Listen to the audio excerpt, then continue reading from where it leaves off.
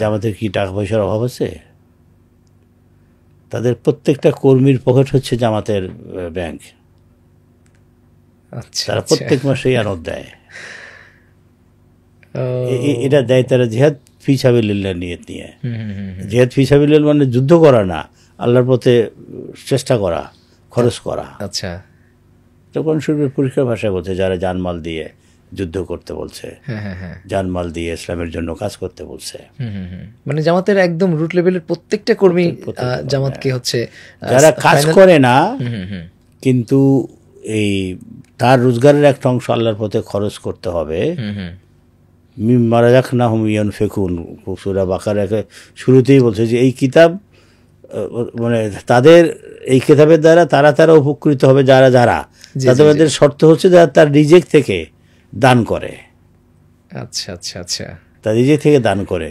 এবং এটা জামাতের সকল এবং অনেক সরাসরি জামাত করে না কিন্তু তারা জামাতকে আর্থিক সহায়তা দেয় সুদী হিসাবে।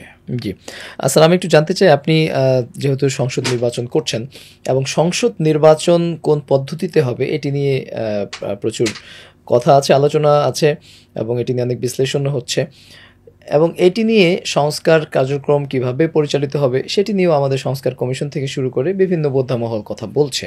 আমি জানতে চাই, পিআর পদ্ধতি নিয়ে যে আলোচনাটি হচ্ছে, যে বাংলাদেশ জামায়াত ইসলামী পিআর পদ্ধতির পক্ষে অবস্থান নিয়েছে, আপনি আমাকে একটু জানাবেন যে আসলে পিআর পদ্ধতি মোটা দাগে ঠিক কোন কোন পয়েন্টে বা ঠিক কোন কোন ডাইমেনশনের আমাদের বাংলাদেশের জন্য এটি কার্যকর?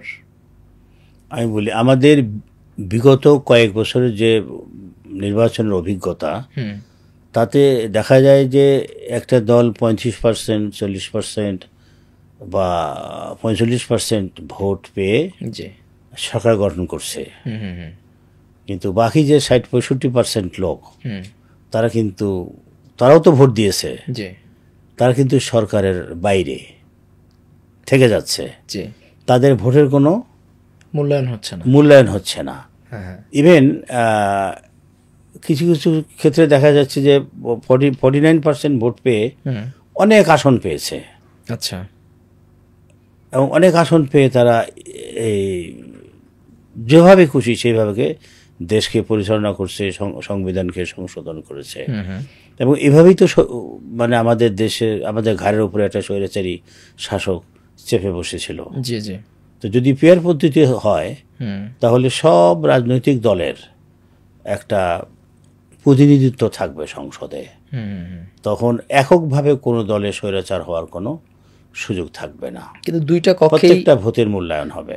আপনারা দুইটা কক্ষে সম্ভবত পিআর পদ্ধতি চাচ্ছেন? আমরা দুইটা কক্ষেই চাচ্ছি, কিন্তু সেটি যদি আমাদের নিম্ন কক্ষে না হয় তাহলে কোনো সমস্যা আছে?